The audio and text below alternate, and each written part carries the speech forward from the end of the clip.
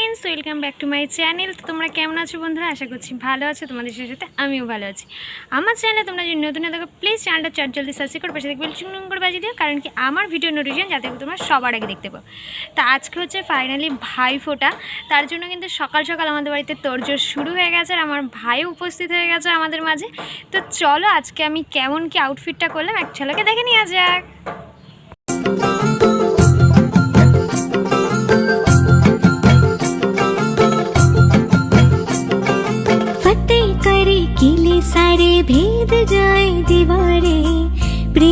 সকাল সকাল চলে গেছিলাম মিষ্টির দোকানে। আজকে ভাইফোঁটা কিনা, তার জন্য 5 রকম মিষ্টি নিতে। এখান থেকে ভ্যারাইটিস ধরনের মিষ্টি নিয়ে বাড়ি এসে রেডি সেডি কিন্তু একদম হয়ে গেছি। আর তার সাথে ছোট্ট একটি গিফট নিয়ে চলে এসেছি। ভাইকেও বসিয়ে নিয়েছি, কিন্তু ও বড্ড লজ্জা পায়। কী আর করা যাবে, জোর জবরদস্তি করে কোনো রকমই আজকের ভাইফোঁটাটা সারা হয়েছে। ক্যামেরার সামনে একদমই বাবু আসতে চান না, কিন্তু ওই যে ভাইফোঁটার দিন স্পেশাল কিছু স্মৃতি আর স্পেশাল কিছু মুহূর্ত ধরে রাখার জন্য আজকে ভাইকে একটু মানিয়ে নিলাম। তারপরে ভাইফোঁটার পর্ব শুরু হয়ে গেল।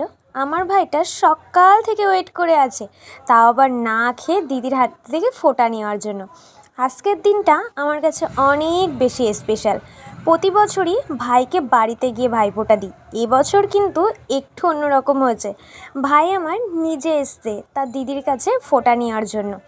এই দিনটা যতটা না আমার কাছে ভালো লাগার, ততটাই আমার কাছে ইমোশনাল কেন সেটা নাই পরে কখনো তোমাদের সঙ্গে শেয়ার করব। ভালোটাই আজকে দেখো। আজকে যখন সব কিছু ভালো হচ্ছে, তার মাঝে আমি আর খারাপটা তোমাদের সঙ্গে তুলে ধরতে চাই না। এই যে সামনে যে মানুষটিকে দেখছো ফোন ধরে বসে থাকতে, সেটা আমার কাকিমণি। খুব সাপোর্টিং একজন মানুষ, আমাকে সব বিষয়ে খুব সাপোর্ট করে।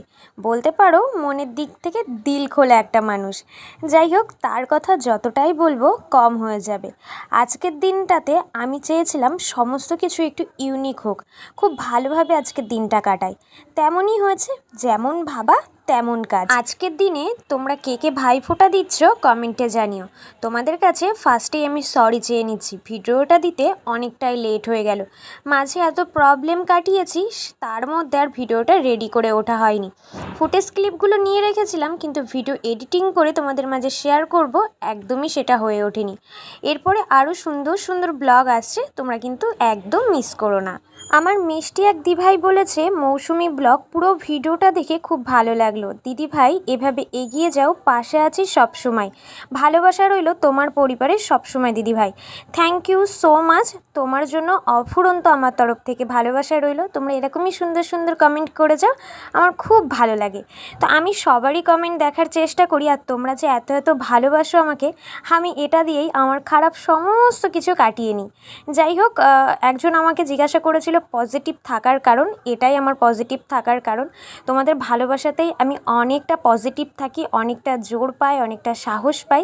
তোমরা এরকমভাবেই আমাকে ভালোবাসা দাও, আমি আরও যেন সামনের পথটা খুব সুন্দরভাবে হাসতে খেলতে পার করতে পারি।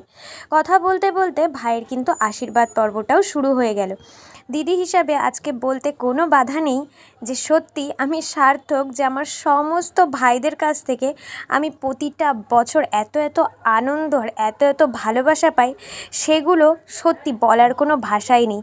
যাদের ভাই বা দিদি নেই, তারাই একমাত্র জানে এই দিনটাতে কতটা কষ্ট ফিল হয় তাদের। ছোটো ভাইদের কাছ থেকে দিদিদের কোনো দিনই তেমন কিছু আশা থাকে না। যেটা আশা থাকে মানুষের মতো মানুষ হও, বড় হয়ে ওঠো, বা আমার মুখ উজ্জ্বল করো। এই মিথ্যা দুনিয়ায় স্বার্থপর মানুষ হিসাবে বাঁচার থেকে বা বড় হয়ে ওঠার থেকে তুমি নাই সরল সাদাসিধেই হয়েও, আমরা সেভাবেই তোমাকে বড় করে তুলব।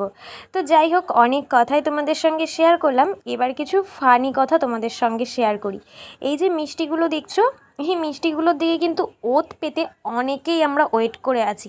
ভাই কখন মিষ্টিগুলোকে একটু একটু করে নেবে, আর তারপরে আমরা সবাই মিলে হামলে পড়ব। মানে এটা প্রতি বছরেরই বলতে পারো একটা আনন্দের মুহূর্ত। এই ছোট্ট কথাটি ভেবে আমার মুখের হাসি আর থামছিল না। তার সাথে কাকিমণিও অনেক মজা করে। বলতে পারো আমার কাকিমণি একটা মজাদার মানুষ। সেই সমস্ত কাহিনী, সেই সমস্ত কথা আওড়াতে আওড়াতে কখন যে টুকুস করে ভাইফোঁটাটা কেটে গেল, আর ভাইফোঁটার সমস্ত মুহূর্তগুলো এভাবেই একে একে পার করে ফেললাম। বুঝেই উঠতে পারলাম না। ভাইয়ের জল মিষ্টি দেওয়ার পরে খুব সুন্দরভাবে আলতো হাতে মুখটা মুছে নিলাম। হ্যাঁ জানি অনেকেই বলবে এখানে আঁচল দিয়ে মুখটা মোছাতে হয়। বিশ্বাস করো আঁচলটা এতটা ছোট হয়ে গেছে ওর মুখ পর্যন্ত যেত না। আমার কোলে বসিয়ে নিলে হয়তো সেটা পসিবল হতো, পরে সেটা টের পেয়েছি। তারপরে এই যে ছোট্ট উপহার তার দিদি তার ভাইকে দিয়েছে, কিন্তু এই যে মুহূর্তটা ভাই আমায় শিখেছে দিদিকে প্রণাম করা। কিন্তু বিশ্বাস করো আমি এই রিচুয়ালসটা একদম মানি না, কারণ কি আমি মনে করি একটা বাচ্চা পূর্ণ বয়স হওয়ার পর পায়ে হাত দেওয়া উচিত। জানি না আমার সাথে কে কী একমত হবে, কিন্তু আমার এই জিনিসটা ভালো লাগে না। আমার ভাইও কিন্তু আমাকে 100 টাকা পে করেছে। আসলে জানো তো 100 হোক 50 হোক 1 হোক 2 হোক সেটা কোনোভাবেই কোনো কিছু ম্যাটার করে না। ভাইয়ের থেকে কোনো কিছু পাওয়া এটাই অনেক বেশি আনন্দের।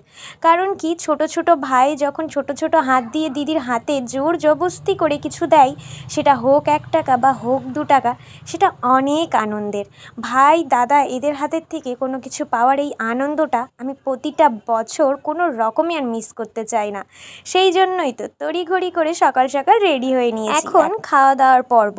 ভাইকে নিয়ে চলে গেছিলাম জেঠিমণিদের বাড়িতে। আজকে রয়েছে নিমন্ত্রণ, কারণ আমার যে পুচু বাবা হয়েছে তার আজকে কিন্তু ষষ্ঠী পুজো। সেই জন্য মাকে নিয়ে ভাইকে নিয়ে আমরা গুটি গুটি পায়ে গ্রামের রাস্তা ধরে পৌঁছে গেছিলাম কিন্তু জেঠিমণিদের বাড়িতে। গিয়েই দেখি রান্নাবান্নার পর্ব একদম কমপ্লিট হয়ে গেছে, আমাদের আসতে একটু লেট হয়ে গেছে। লোকজনও যারা এসেছিলো প্রায় চলে গেছে। আজকে যেহেতু ভাইফোঁটা সেহেতু বাড়ির দিকে সমস্ত গোছগাছ সেরে আসতে বড্ড লেট হয়েছে। এসে দেখি সবাই খাওয়া দাওয়া কমপ্লিট, আমরাই শেষে বসে আছি। কী আর করার, বাড়ির দিকে সমস্ত কিছু না সেরে তো আর আসতে পারি না। চলো চলো পুচি বাবাকে দেখার জন্য আমি অনেকক্ষণ ধরে অপেক্ষা করছি। গিয়ে দেখি সে তো ঘুমিয়েই গেছে তার পিমনির জন্য অপেক্ষা করতে করতে। এই যে এখানে জেঠি পিসি আর এই যে একটা দিদি সবাই আছে। আর এই দিকে কিন্তু আমার পুচি বাবার ষষ্ঠী পুজোর সমস্ত ঠাকুর অ্যারেঞ্জমেন্টগুলো হয়েছিল, যেগুলো আগেই কমপ্লিট হয়ে গেছে। ওই যে বললাম লেট করে ফেলেছি। তারপরে এই যে বৌদিমণিরও খাওয়া শেষ, আর আমার বৌদিমণি কিন্তু সবার বেস্ট। কী আর বলবো, বৌদিমণির কথা পরের একটা ভিডিওতে তোমাদের সঙ্গে শেয়ার করবো। এখন বড্ড খিদে পেয়েছে, চলো চলো খেয়ে আসি। তো খাবার টেবিলে বসে গেছি, আর এখানেই ফার্স্টেই চলে এসছে মুড়িঘণ্ট, ডাল, বেগুনি, সাদা ভাত আর তার সাথে লেবু। তারপরেই চলে এসছে চিংড়ি পটল, দেন এখন আসবে দই কাতলা। উফ, আমার তো এটা ফেভারিট খাবার। সমস্ত কিছু আর লাস্ট পর্যন্ত আমিও খেয়ে শেষ করতে পারিনি, আর ভিডিওটাও কন্টিনিউ করা হয়নি। খাবার টেবিলে বসে এত গল্প করতে করতে সময় যে কখন পার হয়ে গেল বুঝতেই পারলাম না। আজকের ভিডিওটা এই পর্যন্ত, তোমাদের সাথে দেখা হচ্ছে নেক্সট ব্লগে। ততক্ষণ ভালো থেকো, সুস্থ থেকো। আজকের মতো আসি, tata, bye bye, love you all friends.